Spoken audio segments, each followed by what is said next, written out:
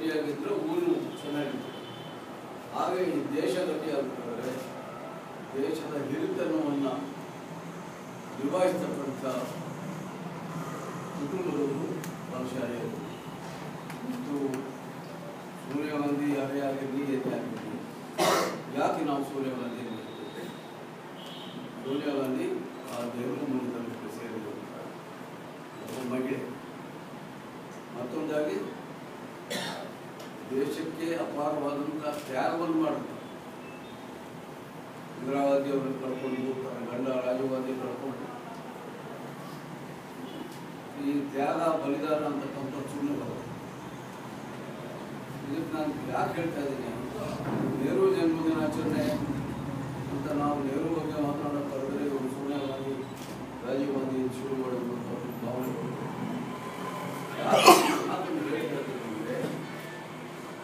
ಗಾಂಧೀಜಿಯವರು, ಮಹಾತ್ಮ ಗಾಂಧೀಜಿ ಈ ದೇಶದ ಜವಾಬ್ದಾರಿ, ದೇಶ ನಡೆಸ್ತಕ್ಕಂಥ ಜವಾಬ್ದಾರಿ ನನ್ನ ಉತ್ತರಾಧಿಕಾರಿ ಜವಾಹರ್ಲಾಲ್ ನೆಹರು ಅಂತ ಆರಿಸಿದಾಗ ಯಾವ ಒಂದು ದೂರದೃಷ್ಟಿಯಿಂದ ಅವರು ಆರಿಸಿರ್ಬೋದು. ಆ ಗಾಂಧಿಯವರ ಆಶೀರ್ವಾದ ಇದ್ದೇ ಹೋದರೆ ಇಷ್ಟು ವರ್ಷ ಕಾಂಗ್ರೆಸ್ ಪಕ್ಷ ಮತ್ತು ಆ ಮಂಥನ ಉಳ್ಕೊಳ್ಳೋದಕ್ಕೆ ಸಾಧ್ಯವಾಗ್ತಿರ್ತಾರೆ. ಎಷ್ಟು ರಾಜಕೀಯ ಪಕ್ಷಗಳು ಹುಟ್ಟಿದ್ದಾವೆ, ಎಷ್ಟು ರಾಜಕೀಯ ಪಕ್ಷಗಳು ಏನು ಏಳು ಬೀಳುಗಳನ್ನು ನೋಡಿದೆ. ಆದರೂ ಕೂಡ ಭಾರತ ಹಾಗೂ ಕಾಂಗ್ರೆಸ್ ಪಕ್ಷ, ನೆಹರು ಪರಿವಾರ ಇದು ಸತತವಾಗಿ ಉಳ್ಕೊಂಡು ಸುಮ್ಮನೆ ಉಳ್ಕೊಂಡು ಬಂದಿದೆ. ಬಹಳ ಕಷ್ಟ ಶ್ರಮಪಟ್ಟು ದೇಶದ ಮೇಲೆ ಚೈನಾ ಆಕ್ರಮಣ ಆದಾಗ ಅದರಿಂದ ಆದಂಥ ಒಂದು ಮನಸ್ಸಿನ ವೇದನೆಯಿಂದ ಜವಾಹರ್ಲಾಲ್ ನೆಹರು ತೀರ್ಕೊಂಡು ಹೋದರು. ಬಹುಶಃ ಅದಾಗದೆ ಹೋಗಿದ್ರೆ ಇನ್ನೊಂದಷ್ಟು ವರ್ಷ ಅವ್ರು ಇರ್ತಿದ್ರು. ಚೆನ್ನಾಗಿ ಜ್ಞಾಪಕ ಇದೆ, ಲಾಲ್ ಬಹದ್ದೂರ್ ಶಾಸ್ತ್ರಿ ಕಾಮರಾಜ್ ಅವರು ಬೆಂಗಳೂರಿನಲ್ಲಿದ್ದರು. ಅವರು ನಾವೆಲ್ಲ ಅವ್ರ ಜೊತೆಗೆ ಏಕಾಏಕಿ ನೆಹರೂರವರ ಆರೋಗ್ಯ ಕೆಟ್ಟು ಬೇರಾಡಿದ್ರು.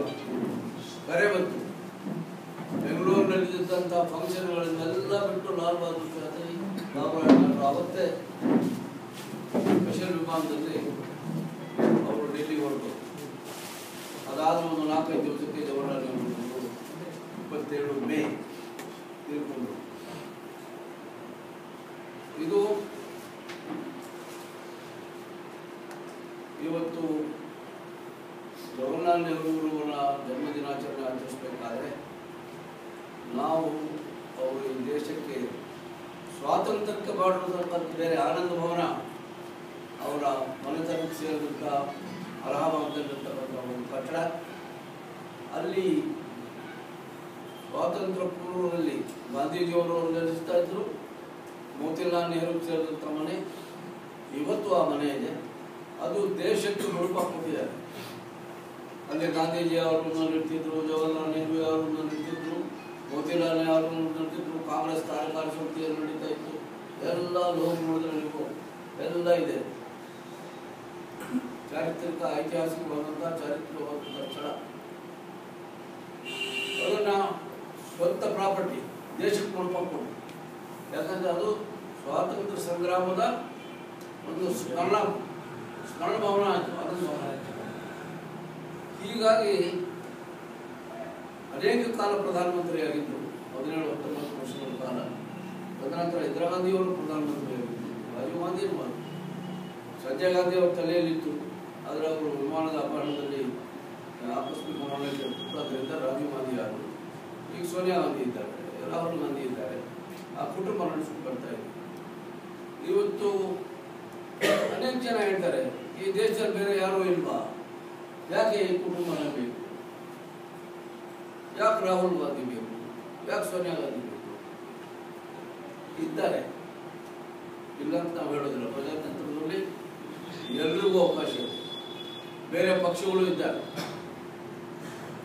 ಆದರೆ ಅವರ ಇತಿಹಾಸ ನೋಡಿ, ಪರಂಪರೆ ನೋಡಿ, ತ್ಯಾಗ ಬಲಿದಾನ ನೋಡಿ, ಅಧಿಕಾರ ಕುಟ್ಕೊಂಡಿರ್ತಕ್ಕಂಥ ಅನೇಕ ಪಕ್ಷಗಳು ನಮ್ಮ ದೇಶದಲ್ಲಿದೆ. ಅಧಿಕಾರ ಕೊಟ್ಟಿರ್ತಕ್ಕಂಥ ಅಧಿಕಾರ ಬೇಕು ಅಂತ, ಅದು ತಪ್ಪು ಅಂತ ಹೇಳೋದಿಲ್ಲ. ಪ್ರಜಾತಂತ್ರದಲ್ಲಿ ಅಧಿಕಾರ ಬಯಸ್ತಕ್ಕಂಥ ಅಧಿಕಾರ ಎಲ್ಲರಿಗೂ ಇದೆ, ವ್ಯಕ್ತಿಗಳಿಗೂ ಇದೆ, ಪಕ್ಷಗಳಿಗೂ ಇದೆ, ಅದರಲ್ಲಿ ತಪ್ಪೇನಿಲ್ಲ. ಆದರೆ ನಾವು ಒಂದು ಸಣ್ಣ ಉದಾಹರಣೆ ಹೇಳೋದಕ್ಕೆ ಇಚ್ಛೆ ಪಡ್ತೇನೆ. ನಾವು ನಮ್ಮ ಮನೆಯಲ್ಲಿ ಯಾರಾದರೂ ನಮ್ಮ ಹೆಣ್ಮಗಳು, ನನ್ನ ಮಗಳಿದ್ದರೆ ಯಾರೋ ಮನೆಗೆ ನಾನು ಮದುವೆ ಮಾಡ್ಕೊಳ್ತೇನೆ. ನಾನೇನು ನೋಡ್ತೇನೆ? ವಂಶ ನೋಡ್ತೇನೆ, ಹುಡುಗ ಹೇಗಿದ್ದಾನೆ ಅಂತ ನೋಡ್ತೇನೆ, ಮಂತನ ಹೇಗಿದೆ ಅಂತ ನೋಡ್ತೇನೆ, ನನ್ನ ಮಗಳು ಚೆನ್ನಾಗಿರ್ತಾಳೋ ಇಲ್ಲೋ, ಅತ್ತೆ ಮಾವ ಹೇಗಿದ್ದಾರೆ ಅಂತ ನೋಡ್ತೀವಿ, ಹುಡುಗ ಹೇಗಿದ್ದಾನೆ, ಏನು ಸಂಪಾದಿಸ್ತಾರೆ, ಅವ್ರ ಸ್ವಭಾವ ಏನು, ಇವೆಲ್ಲ ನೋಡ್ತೀವಿ ತಾನೆ. ಒಬ್ರು ಮನೆ ಹೆಣ್ಮಗಳು ನಮ್ಮನೆ ತರಬೇಕಾದ್ರೂ ನೋಡ್ತೀವಿ ನಾವು. ಆ ಮಂತನ ಇದ್ದೋದು, ಆ ಮಗಳು ಬಂದರೆ ನಮ್ಮನೆ ನಡ್ಕೊಂಡು ಹೋಗ್ತಾಳೋ ಬಿಡ್ತಾಳೋ, ನಮ್ಮನ್ನು ಕಾಪಾಡ್ತಾಳೋ ಬಿಡ್ತಾಳೋ ನೋಡ್ತೀವ. ಹಾಗೇನೆ ಈ ದೇಶದ ಹೊಣೆಗಾರಿಕೆ ನಾವು ಒಬ್ರಿಗೆ ಕೊಡ್ಬೇಕಾದ್ರೆ, ನಮ್ಮ ಮನೆ ವಿಚಾರದಲ್ಲಿ ನಾವು ಎಷ್ಟು ಗಮನ ಕೊಡ್ತೀವೋ, ಈ ದೇಶದ ಜವಾಬ್ದಾರಿಯನ್ನು ಕೊಡಬೇಕಾದ್ರೆ ಅಷ್ಟೇ ರೀತಿ ನಾವು ಯೋಚನೆ ಮಾಡ್ತೀವಿ. ಯಾವುದು ಯೋಗ್ಯವಾದಂಥ ಪಾರ್ಟಿ, ಯಾರು ಯೋಗ್ಯವಾದಂಥ ನಾಯಕರು, ಯಾರಿಗೆ ಕೊಟ್ಟರೆ ನಮ್ಮ ಹಿತ ಆಗ್ತದೆ. ಇವತ್ತು ನಾನು ಇದು ಐತಿಹಾಸಿಕವಾದಂಥ ನಗರ ಚಿತ್ರದುರ್ಗ. ಈ ನಗರ ಅನೇಕ ಜನಗಳಿಗೆ ಈ ದೇಶಕ್ಕೆ ಸಮರ್ಪಣೆ ಮಾಡಿ ಕರ್ನಾಟಕ ಏಕೀಕರಣ ಮಾಡಿದಂಥ ನೀಲಿಗಪ್ಪರು ಇಲ್ಲಿ ಜನ್ಮ ತಾಳಿದ್ರು, ಬೆಳೆದರು. ಇವತ್ತು ಅವರಿಗೆ ಆಗಲಿ ಹನುಮಂತಪ್ಪನವರಿಗೆ ಆಗಲಿ ನಮಗೆಲ್ಲ ಶಿಕ್ಷಣ ಕೊಟ್ಟಂಥ ವಾಲ್ತೇರ ಸಮಾಧಿ ನರ್ಗಪುರದಲ್ಲಿ ಬರ್ತಾ ನೋಡ್ಕೊಂಡು ರಂಗರಾಜ್ ಮನ್ಕ, ಭೀಮಪ್ಪ ನಾಯ್ಕ, ಮುರುಘಾ ಗೋವಿಂದ ರೆಡ್ಡಿ, ಬೇರೆ ಬೇರೆ ಪಕ್ಷಗಳಲ್ಲಿ ಇರ್ಬೋದು. ಆದರೆ ಈ ಸ್ವಾತಂತ್ರ್ಯ ಸಂಗ್ರಾಮದಲ್ಲಿ ಇದೆ, ಈ ತಾಲೂಕು ಆಫೀಸಿಗೆ ಇಲ್ಲೇ ಇದೆ ಗೋಲಿಬಾರದಲ್ಲಿ. ಇದನ್ನೆಲ್ಲ ಊಹೆ ಮಾಡಬೇಕು. ಈಗ ಈ ಹಿಂದಿನ ಪೀಳಿಗೆ ಅದು ಹಿಂದೆ ಏನಾಯ್ತು ಅಂತ ಗೊತ್ತಿಲ್ಲ.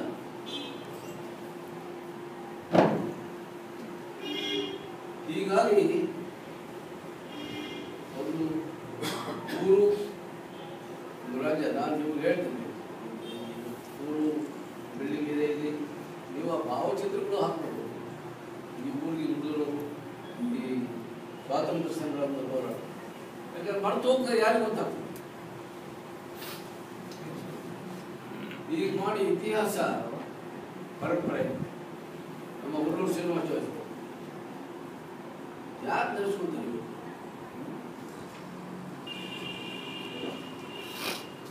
ಇವತ್ತು ಇನ್ನೂ ಅನೇಕ ಕಾರ್ಯಕ್ರಮ ಇದೆ. ನಾನು ಇವತ್ತು ಬೆಂಗಳೂರು ಪ್ರಯಾಣ ಮಾಡಬೇಕು. ನನಗೆ ಶ್ರದ್ಧಿಸಿದ್ದೀನಿ, ಅದನ್ನೆಲ್ಲ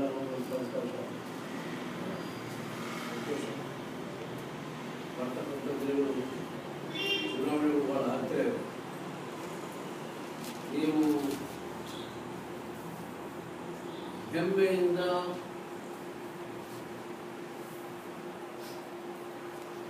ಆತ್ಮಪೂರ್ವಕವಾಗಿ ನಿಷ್ಠೆ, ಪ್ರಾಮಾಣಿಕತೆ ನಾವು ಕಾಂಗ್ರೆಸ್ ಪಕ್ಷದ ಕೊಡುಗೆ ಅಪಾರವಾಗಿದೆ. ಈ ದೇಶದ ಐಕ್ಯತೆ ಮತ್ತು ಸಮಗ್ರತೆಗೆ, ರಾಜಕೀಯ ಸ್ಥಿರತೆಗೆ, ದೇಶದಲ್ಲಿ ರಾಜಕೀಯ ಸ್ಥಿರತೆಗೆ ಅವರು ಈ ದೇಶವನ್ನು ಪಂಚವಾರ್ಷಿಕ ಯೋಜನೆಗಳ ಮುಖಾಂತರ ಈ ದೇಶವನ್ನು ಈ ಸ್ಥಿತಿಗೆ ತಂದಿರೋರೇ ಜವಾಹರ್ಲಾಲ್ ನೆಹರು. ಪಂಚವಾರ್ಷಿಕ ಯೋಜನೆ ಅವ್ರ ಕೊಡುಗೆ. ನನಗೆ ಟಾಪ್ ಇಲ್ಲ, ಅದನ್ನು ಬರ್ತೋಗ್ತಾ ಇದೆ. SKD ಅಂತ ಪ್ಲಾನಿಂಗ್ ಕಮಿಷನ್ ಮೆಂಬರ್ ಮಿನಿಸ್ಟರ್ ಆಗಿದ್ರು ಅವ್ರ ಕಾಲದಲ್ಲಿ, ನೆಹರು ಕಾಲದಲ್ಲಿ. ಅವ್ರು ಏನಾದರೂ ಇಲ್ಲಿ ಬಂದಿದ್ರೆ ಏನೋ ನನಗೆ ಗೊತ್ತಿಲ್ಲ.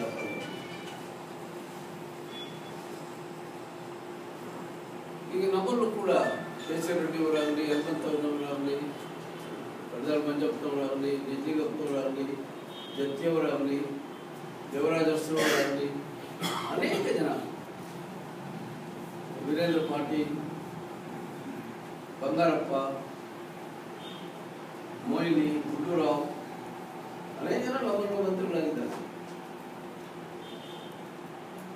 ರಾಜ್ಯದ ಕೊಡುಗೆ ಇನ್ನೂ ಸಾಕಷ್ಟು ಕೊಡುಗೆ ಆಗಬೇಕು. ಈ ಚಿತ್ರದುರ್ಗ ಅಭಿವೃದ್ಧಿ ಆಗಲಿಲ್ಲ ಅಂತ ನನ್ನ ಭಾವನೆ. ದಾವಣಗೆರೆ ಅಭಿವೃದ್ಧಿ ಆದರೆ ಚಿತ್ರದುರ್ಗ ಅಭಿವೃದ್ಧಿ ಆಗಿದೆ. ಇದು ಅಭಿವೃದ್ಧಿ ಆಗಬೇಕು.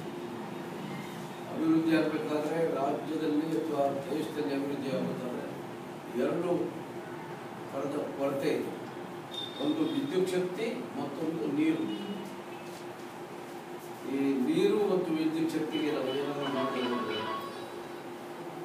ನೀರು ತಾನಾಗಿ ಮಳೆ ಬಂದರೆ ಬರ್ತದೆ ನಿಜ.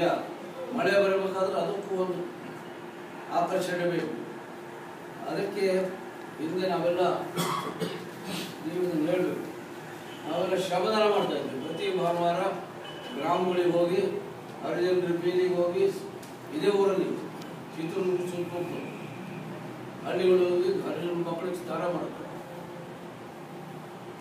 ಅವ್ರ ಜೊತೆಗೆ ಆಟ ಆಡ್ತಾ ಇದ್ವಿ, ಧ್ವಜಾರೋಹಣ ಮಾಡ್ತಾ ಇದ್ವಿ, ರಾಷ್ಟ್ರಗೀತೆಗಳನ್ನ ಹೇಳ್ಕೊಳ್ತಾ ಇದ್ವಿ, ಶ್ರಮದಾನ ಅಂತ ಕರೀತಾ ಇದ್ವಿ. ಇವತ್ತು ಯೋಚನೆ ಮಾಡ್ತೀವಿ, ಎಲ್ಲಿದೆ ನಮ್ಮ ಸೇವಾದಳ, ಎಲ್ಲಿದೆ ಯೂತ್ ಕಾಂಗ್ರೆಸ್? ಬರೇ ಯೂತ್ ಕಾಂಗ್ರೆಸ್ ಬರೀ ಟಿಕೆಟ್ಗಳು ಬಂದೆ. ನಾನು ಅಸೆಂಬ್ಲಿ ಕೊಡ್ತೇನೆ, ನೀನು ಅಸೆಂಬ್ಲಿ. ಶ್ರಮದಾನದ ಹೆಸರೇ ಇಲ್ಲ, ಸೇವೆ ಅನ್ನೋದು ಗೊತ್ತೇ ಇಲ್ಲ. ನಾವೆಲ್ಲ ಸುಮ್ಮನೆ ಬೆಳೆದು ಬರಲಿಲ್ಲ, ಅವೆಲ್ಲ ಮಾಡೇ ಮಾಡಿದ್ವಿ. ಇದೇ ಚಿತ್ರದುರ್ಗದಲ್ಲಿ ಇಲ್ಲೇ ಹಳ್ಳಿಗಳು. ಅದನ್ನು ನೀವು ಹೊಸ ಪೀಳಿಗೆಗೆ ಅದು ಯಾಕೆ ಹೇಳ್ತೀನಿ ನಾನು, ಮಾಡಬೇಕು ಅಂತಲ್ಲ, ಆ ಮಾಡಿದರೆ ನೀವು ಅದರಲ್ಲಿ ರಾಷ್ಟ್ರ ಪ್ರೀತಿ, ರಾಷ್ಟ್ರಭಕ್ತಿ ಬರ್ತದೆ, ಜನಕ್ಕೂ ನಮಗೂ ಸಂಬಂಧ ಬರ್ತದೆ, ಸೇವೆ ಏನು ಅನ್ನೋದು ಗೊತ್ತಾಗ್ತದೆ. ನಮಗೇನು ಕೆಟ್ಟದ್ದು ಕಾಣಲಿಲ್ಲ. ಹರಿಜನರು ಬೀದಿಗೆ ಹೋಗಿ ಹರಿಜನ ಮಕ್ಕಳನ್ನ ಸ್ನಾನ ಮಾಡಿಸಿ, ಉಪ್ಪಿಟ್ಟು ಮಾಡಿಸಿ ತಿನ್ನಿಸ್ಬಿಟ್ಟು, ಅದನ್ನ ಧ್ವಜಾರೋಹಣ ಮಾಡಿ ಅವ್ರ ಜೊತೆಗೆ ರಾಷ್ಟ್ರಗೀತೆ ಹಾಡಿದರೆ ನಮಗೇನು ಅದರಿಂದ ಏನು ನಮಗೆ ಕಡಿಮೆ ಆಗಿದೆ, ನಮಗೆ ಹೆಮ್ಮೆ ಆಗ್ತಾ ಇತ್ತು, ಮಾಡ್ತಾ ಇದ್ದೀವಿ. ಆ ರಾಷ್ಟ್ರಭಕ್ತಿ, ರಾಷ್ಟ್ರಪ್ರೇಮ ಬೆಳಿಬೇಕಾದ್ರೆ ನಾವು ನಮ್ಮಲ್ಲಿ ಬರಬೇಕು, ನಾವು ಬೇರೆಯವರಿಗೆ ಪ್ರೇರಣೆ ಮಾಡಿ ಬೆಳೆಸ್ಬೇಕು. ಆಗಲೇ ನಾವು ರಾಷ್ಟ್ರಭಕ್ತರಾಗಬೇಕು. ಇದನ್ನೆಲ್ಲ ಈ ರಚನಾತ್ಮಕವಾದಂಥ ಕಾರ್ಯಕ್ರಮ ಹಾಕ್ಕೊಂಡು ನಾವು ಮಾಡಿ, ನಾವೆಲ್ಲ ಹನುಮಂತಪ್ಪ MP ಆದರೂ ಏನೇನೋ ಆದರೂ, ಆ ಚೇರ್ಮನ್ ಈ ಚೇರ್ಮನ್ ಆದರೂ, ನಾನು ಕೇಂದ್ರದಲ್ಲಿ ಮಂತ್ರಿ ಆದೆ, ನಾನು MP ಆದೆ, ಯಾವುದೋ ಇವರಲ್ಲ ಇನ್ನೊಂದು ಊರಿದ್ದಾದೆ, ಏನೋ ಆದೆ. ವಾದ್ಯರು ಏನೂ ಆಗಲಿಲ್ಲ. ಜವಾಹರ್ಲಾಲ್ ನೆಹರು ಪಾರ್ಲಿಮೆಂಟ್ ಟಿಕೆಟ್ ಕೊಟ್ಟರೆ ನಾನು ಕಂಟೆಸ್ಟ್ ಮಾಡಲ್ಲ ಅಂತ ಚರ್ಕ ಮಾಡ್ಕೊಂಡು ನೂಲು ತೆಕ್ಕೊಂತ ಕೂತ್ಕೊಂಡಿದ್ದೆ. ಒಳ್ಳೆ ಸ್ವಲ್ಪ ಟಿಕೆಟ್ ಕೊಟ್ಟರೆ, ಜವಾಹರ್ಲಾಲ್ ನೆಹರು ಟಿಕೆಟ್ ಕೊಟ್ಟರೆ ನನಗೆ ಬೇಡ ಅಂದರು. ಅವ್ರ ಅಣ್ಣನಿಗೆ ಕೊಡಿಸಿದ್ರು, ಅವ್ರು ಕೊಡ್ತಿಲ್ಲ. ಅವ್ರು ಬೇಡ ಅಂದ್ಮೇಲೆ ಅವ್ರ ಅಣ್ಣನಿಗೆ ಕೊಟ್ಟರು. ಅವ್ರು ಸೋತರು, ಮುನ್ಗಾಮುದ್ ರೆಡ್ಡಿ ಗೆದ್ದು. ರಂಗರಾಯ ಸೋತರು, ಮುನ್ಗಾಮುದ್ ರೆಡ್ಡಿ ಗೆದ್ದು. ಇದು ಇತಿಹಾಸ. ಇದನ್ನೆಲ್ಲ ಅರ್ಥ ಮಾಡ್ಕೋಬೇಕು. ನಾನು ಹೆಚ್ಚಿಗೆ ಸಭೆ ತೊಗೊಳೋದಕ್ಕಾಗದರೆ ಇನ್ನೂ ಒಂದೆರಡು ಕಾರ್ಯಕ್ರಮವನ್ನು ಕೂರಿಸ್ಕೊಂಡು ನಾನು ಪ್ರಯಾಣ ಮಾಡಬೇಕಾದ್ರೆ ಇವತ್ತು ಕರೆದು ನಿಮ್ಮನ್ನು ಕುರಿತು ನಿಮ್ಮನ್ನೆಲ್ಲ ನೋಡಿ ಜವಾಹರ್ಲಾಲ್ ನೆಹರು ಅವರ ಬಗ್ಗೆ, ದೇಶದ ಬಗ್ಗೆ ಎಲ್ಲಕ್ಕಿಂತ ಹೆಚ್ಚಾಗಿ ನಮ್ಮಲ್ಲಿ ಸ್ವಾಭಿಮಾನ ಬೆಳೆದಿದೆ. ಒಂದು ಮಾತು ನಮಗೆಲ್ಲ ಹೇಳೋದಕ್ಕೆ ಇಚ್ಛೆ ಪಡ್ತೇನೆ. ನಾನು ನನ್ನ ಜೀವನದಲ್ಲಿ ನಡ್ಕೊಳ್ತಾ ಇದ್ದೆ. ನನಗೆ ನೀವು ಯಾರಾದರೂ ಗೌರವ ಕೊಡ್ತಿರೋ ಬಿಡ್ತಿರೋ ನನಗೆ ಗೊತ್ತಿಲ್ಲ. ನೀವು ಕೊಡೋದು ಬಿಡೋದು ನಿಮ್ಮ ಕೈಲಿದೆ, ನಿಮಗೆ ಬಿಟ್ಟಿದ್ದು. ನಾನು ನನ್ನ ಸ್ವಾಭಿಮಾನ, ನನ್ನ ಆತ್ಮಗೌರವ ನಾನು ಮಾತ್ರ ಬಿಡೋದು. ಕೊಡೋದು ನಿಮ್ಮಿಷ್ಟ. ನನಗಿರೋದನ್ನು ಉಳಿಸ್ಕೊಳ್ಳೋದು ನನ್ನ ಕರ್ತವ್ಯ, ನನ್ನ ಜವಾಬ್ದಾರಿ. ಮತ್ತೊಬ್ಬರು ಮರ್ಯಾದೆ ಕೊಡೋದು ಬಿಡೋದು ಅವ್ರಿಗೆ ಬಿಟ್ಟಿದ್ದು. ನನ್ನ ಮರ್ಯಾದೆ ಉಳಿಸ್ಕೊಳ್ತಕ್ಕಂಥ ನನ್ನ ಜವಾಬ್ದಾರಿ. ಆತ್ಮಗೌರವ ಎಲ್ಲರಿಗಿಂತ ಶ್ರೇಷ್ಠ ವ್ಯಕ್ತಿ. ಆ ಆತ್ಮಗೌರವವನ್ನು ಯಾವಾಗಲೂ ಕಳ್ಕೊಳ್ಳೋದು. ಸ್ವಾಭಿಮಾನ ಇರಬೇಕು. ಆತ್ಮಗೌರವಕ್ಕೆ ಸ್ವಾಭಿಮಾನ ಅಲ್ಲ. ಸ್ವಾಭಿಮಾನ ಅಂದರೆ ಅಹಂಕಾರ ಅಲ್ಲ, ಗದೆ ಸೆಟ್ಕೊಂಡು ನಿಂತ್ಕೊಳ್ಳೋದಲ್ಲ. ಸೆರೆ ಬಾಗೋದ್ರಲ್ಲಿ ಸ್ವಾಭಿಮಾನ ಹೋಗಲ್ಲ. ಇನ್ನೊಬ್ರು ಗೌರವ ಕೊಟ್ಟರೆ ಸ್ವಾಭಿಮಾನ ಹೋಗಲ್ಲ.